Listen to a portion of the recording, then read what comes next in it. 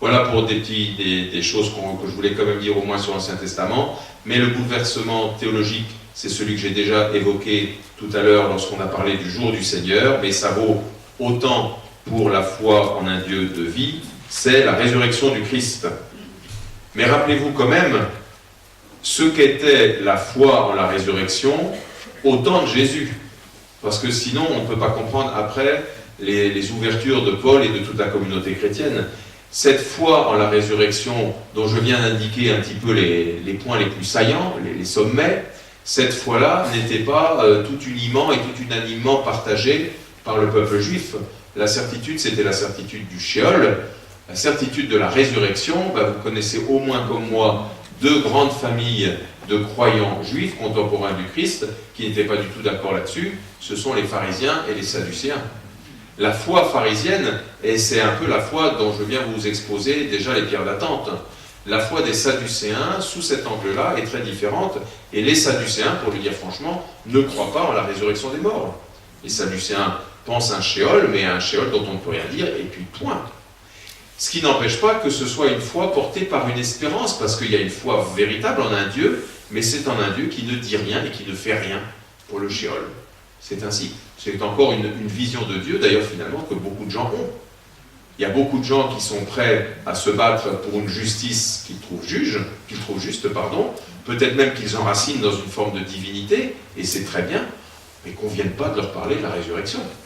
Donc finalement, les Sadducéens sont une branche croyante qui ne nous est pas étrangère.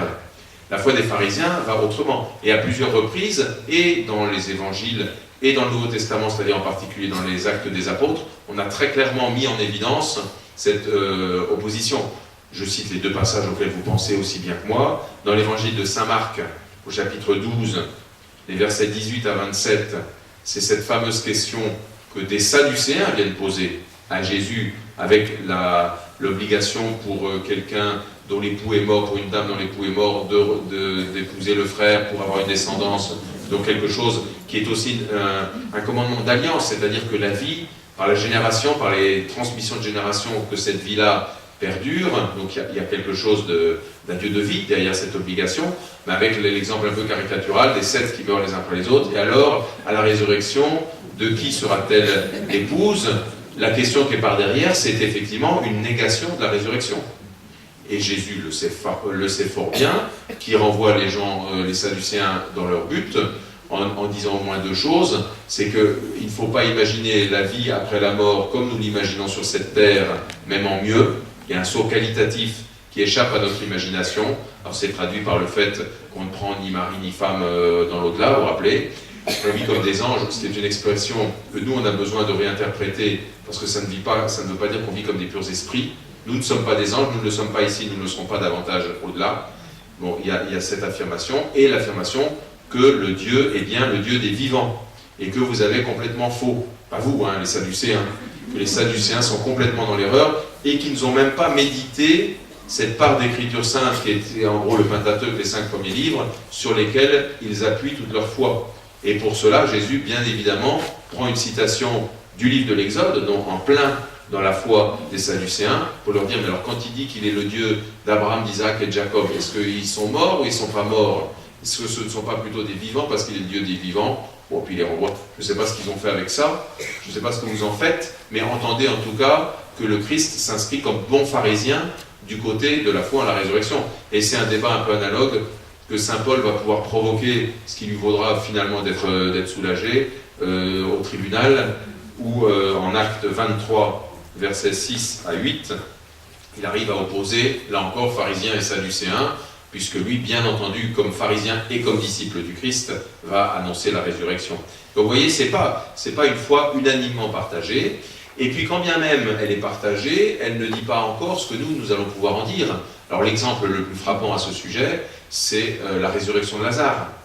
Quand le Christ arrive, que Lazare est mort, et qu'il est bel et bien mort, et qu'on comprend quand même, un lecteur moyen du texte comprend que c'est exprès pour qu'il soit bel et bien mort, que Jésus a fait le chemin buissonnier, que Jésus a traîné, le texte y insiste lourdement. Donc, au bout de 4 jours, ça c'est sûr, il est mort, et même à la fin du texte, il sent déjà. Donc là, il n'y a pas d'ambiguïté.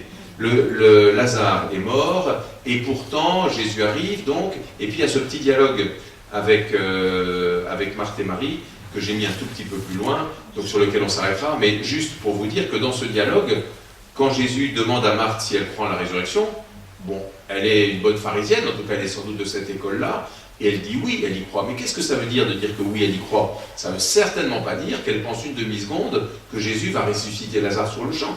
Ça ne fait pas partie de la foi en la résurrection. Ça veut dire qu'au dernier jour, Lazare, avec tous les justes, ressuscitera. Je crois, enfin ça c'est un avis personnel, on n'est vraiment pas obligé de le partager, mais je crois qu'il ne faut pas majorer l'espérance ponctuelle de Marthe à ce moment-là. Il faut la mettre un peu dans cet entre-deux qui est souvent l'autre, c'est-à-dire qu'elle reconnaît en Jésus quelqu'un qui encore aujourd'hui peut demander ce qu'il veut à son Père, il l'obtiendra, donc ça veut dire elle ne met pas en cause la sainteté de Jésus, elle ne dit pas t'as mal agi, t'es un pécheur ou des choses comme ça si vous voulez, et pour autant elle ne croit pas, à mon avis, elle ne croit pas, elle ne demande pas en tout cas que Jésus arrive. Et quand Jésus dit ouvrez la pierre, elle dit ça va pas, il sent déjà. Elle n'est pas en train de dire chic chic chic, ça y est, ça commence. Bon, je dis ça, voilà. La foi en résurrection du Christ, donc un bouleversement, avec quelques mots sur la résurrection du Christ qui s'inscrit à la fois dans la continuité, mais dans une grande discontinuité par la foi moyenne juive de la résurrection. D'abord, c'est que le Christ, les récits de manifestation l'attestent, et c'est important de le souligner, le Christ ressuscité est bien le même, et il est différent. On peut au moins dire ça. C'est ce que soulignent tous les récits d'apparition qui nous montrent les uns après les autres qu'ils n'ont pas connu, qu'il a fallu une forme de relation renouvelée, il a fallu que le Christ leur permette de réentrer dans une relation déjà vécue pratiquement avec lui, pour bien comprendre que grâce à cette relation, c'était bien lui. Mais que s'il n'y avait pas eu ça, au premier abord, on ne reconnaît pas. Alors la relation en question, ça peut être un nom, une voix peut-être. La voix dit beaucoup de la relation. Marie. Ah, alors là, ça se tourne. Ou ça peut être un geste, un signe. Par exemple, jeter les filets. Tiens, ça, il l'a déjà fait quand même, jeter les filets. Ou alors, sur la berge, prendre le pain, puis on nourrit tout le monde, et il y avait déjà le poisson qui était là, le pain qui était là. Tiens, ça, il l'a déjà fait. Ou alors, à Emmaüs, rompre le pain de façon solennelle, dire la bénédiction. Tiens, ça, il l'a déjà fait. À mon sens, les récits d'apparition sont là pour nous dire donc l'identité de Jésus, mais dans une différence telle que par ailleurs, il n'est plus non plus, il est maître de l'espace, il est maître du temps, il est là, il y a quelque chose qui déborde, et d'un Jésus qui ne mourra plus. De cela, les apôtres et les évangélistes et le témoignage du Nouveau Testament est constant. Et que c'est bien la totalité de sa personne qui est là. Et c'est des petites choses, mais qu'il faut bien garder quand on va parler cet après-midi de ce qui nous arrive. Ce qui nous arrive doit être lu à la lumière et dans ce qui arrive au Christ et que nous croyons. Donc le Christ ressuscité, c'est le même et il est autrement. Il est maître de l'espace et du temps. Le temps et l'espace sont comme accomplis différemment en lui. Il ne mourra plus. Et c'est toute sa personne. Et des choses comme ça, il faut bien les garder en mémoire. Le Christ manifeste par sa résurrection une victoire définitive de la vie sur le péché et la mort. Il est bel et bien ressuscité, et il est bel et bien ressuscité pour nous. En Romains 4, 25, il est mort pour nos péchés, il est ressuscité pour notre justification. C'est-à-dire que nous sommes appelés, comme on le disait tout à l'heure à la pause, nous sommes appelés dès maintenant à vivre du Christ ressuscité. C'est ce que j'ai voulu dire dans le passage suivant, qu'il s'agit, alors j'aurais dû mettre d'ailleurs, de vivre, de mourir et de ressusciter dans le Christ. Ça, c'est une omission coupable qu'il faut rectifier. Le petit c, il s'agit bien de vivre. Voilà. De mourir et de ressusciter dans le Christ ressuscité. Je vais me permettre de lire ce passage de la première épître aux Corinthiens que vous connaissez bien. Nous proclamons que le Christ est ressuscité d'entre les morts. Alors comment certains d'entre vous peuvent-ils affirmer qu'il n'y a pas de résurrection des morts? Excusez-moi, j'interromps la lecture. Vous voyez que la question n'est plus du tout la même que celle de tout à l'heure au 1er Thessaloniciens. Au 1er Thessaloniciens, la question de la communauté, c'était, mais alors ceux qui sont morts sont-ils désavantagés? Bon, puis avec la parousie qu'on attend. Personne ne m'a demandé d'ailleurs ce que c'était que la parousie à la pause, ça veut dire que tout le monde sait que la parousie, c'est le terme technique pour désigner la venue du Christ dans la gloire. Voilà. Et je l'ai quand même dit au passage. Hein. La question ici qui se pose dans la première épître aux Corinthiens, c'est maintenant une autre question, c'est la question de la résurrection des morts. Alors ça, c'est une question qui nous habite, elle habitait aussi déjà les Corinthiens. Hein. Et à partir de quoi Saint Paul va répondre? Bien entendu encore, à partir de la résurrection du Christ et de la venue du Christ. Alors maintenant, je lis. S'il n'y a pas de résurrection des morts, alors le Christ non plus n'est pas ressuscité. Et si le Christ n'est pas ressuscité, notre proclamation est sans contenu, votre foi aussi est sans contenu. Et nous faisons figure de faux témoins de Dieu, pour avoir affirmé, en témoignant au sujet de Dieu, qu'il a ressuscité le Christ, alors qu'il ne l'a pas ressuscité, si vraiment les morts ne ressuscitent pas. Car si les morts ne ressuscitent pas, le Christ non plus n'est pas ressuscité. Et si le Christ n'est pas ressuscité, votre foi est sans valeur, vous êtes encore sous l'emprise de vos péchés, et donc ceux qui se sont endormis dans le Christ sont perdus. Si nous avons mis notre espoir dans le Christ pour cette vie seulement, nous sommes les plus à plaindre de tous les hommes. Mais non, le Christ est ressuscité d'entre les morts, lui, premier ressuscité parmi ceux qui se sont endormis. Car la mort étant venue par un homme, c'est par un homme aussi que vient la résurrection des morts. En effet, de même que tous les hommes meurent en Adam, de même c'est dans le Christ que tous recevront la vie, mais chacun à son rang. En premier, le Christ, et ensuite, alors là j'ai vérifié ce matin, mais la feuille était déjà partie, j'ai été vérifié dans le texte, là, le retour du Christ. Forcément, moi ça me gêne toujours quand je vois des retours, parce que je ne crois pas qu'il y en ait de retour. Alors dans le texte grec, c'est le mot parousia. Donc c'est dans la traduction normale, ça doit être, et ensuite lors de la parousie du Christ. Vous pouvez rayer si vous voulez, ceux qui lui appartiennent. Mais on est tellement, je fais encore une parenthèse, on est tellement obnubilé par cette histoire d'un Christ qui... mais c'est quoi? C'est un Christ qui fait des allers-retours comme un yo-yo, je ne sais pas. Ça n'existe pas. Le Christ vient dans la gloire, le Christ n'est pas parti. Justement, c'est ce qui se tue, passez mon expression, mais à nous dire ça, qu'il s'en va et qu'il vient. Alors ça, je ne sais même pas si je l'avais cité tout à l'heure dans Jean, dans la page 2, là. La page 2, dans les citations, les fameuses citations. La citation, c'était celle de Jean au chapitre 4. Excusez-moi, je fais un petit retour en arrière, mais quand même. Jean au chapitre 4, le verset 28. Jean 14. Jean 14, 28, c'est « Je m'en vais vers le Père et je viens vers vous ». Parce que dans les traductions, on a parfois « et je reviens vers vous » ou « je viendrai vers vous ». Non, c'est « je vais vers le Père et je viens vers vous ». C'est de la gloire du Père que le Christ vient déjà à nous. Même si cette gloire-là, pour lui-même, attend d'être pleinement manifestée. Et vous voyez, c'est des présents. Donc on est tellement conditionné par ça que parfois on fausse du coup, et on fausse notre espérance. Parce qu'effectivement, on va mettre une espérance qui va être déconnectée de tout ce qu'on est en train de vivre. Notre espérance, elle est parfaitement connectée avec ce qu'on vit.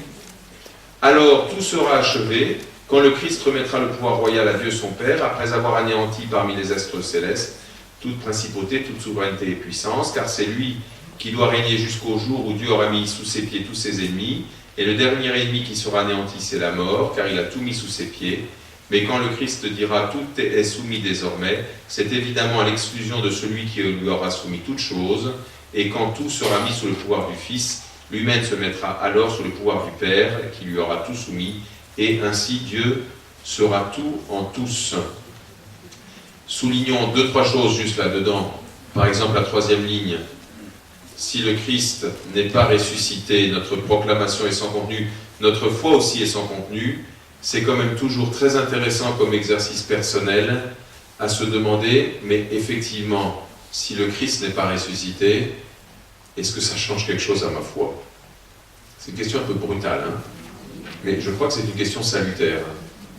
Si le Christ n'est pas ressuscité, est-ce que ça change quelque chose à ma foi? Saint Paul dit qu'il ne faut pas réduire à néant la croix du Christ, mais il dit aussi qu'il ne faut pas réduire à néant la résurrection du Christ. Et c'est aussi, je pense, ce qui est sous-entendu 4-5 lignes plus bas, si nous avons mis notre espoir dans le Christ pour cette vie seulement. C'est-à-dire que si nous faisons du Christ seulement celui qui nous aide à vivre, mais sans espérance, quoi, presque, on pourrait dire. Hein. Celui qui va nous aider à vivre, par exemple, parce qu'il nous donne des préceptes de morale.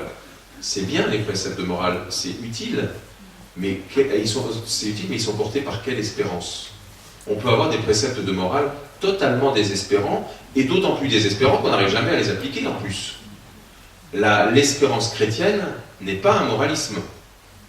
Vous voyez aussi que dans le raisonnement de saint Paul, ça c'est un point qui est souligné là et qu'on n'a pas encore trop évoqué, le raisonnement de saint Paul donc s'appuie sur la résurrection du Christ qui est censée être partagée par tous, c'est à la fois la résurrection des morts qui n'était pas partagée, mais celle du Christ, ça fait partie du bagage, et puis s'appuie aussi sur une réflexion à partir de Adam, qui vous a peut-être un peu surpris, c'est-à-dire qu'il dit quand même, il dit qu'il en sera au terme comme il en a été au commencement, et que ce terme-là, il est déjà arrivé.